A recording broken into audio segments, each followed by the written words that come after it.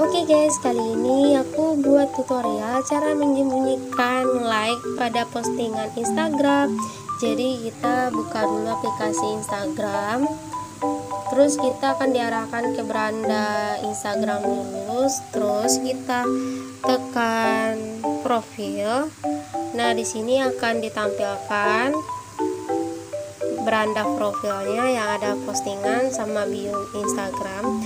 Dan di sini kita pilih fotonya, yaitu yang ini guys. Kita tekan titik 3, terus kita tekan sembunyikan jumlah suka. Nah, di sini udah kelihatan guys, tidak ada yang jumlah sukanya, cuman kita aja yang tahu. Lainnya di sini ada keterangannya, hanya Anda yang bisa melihat jumlah total suka yang di postingan ini. Nah, setelah itu kita lihat contohnya. Ya, udah aku terapkan semua postingan aku yang kita matikan jumlah sukanya guys.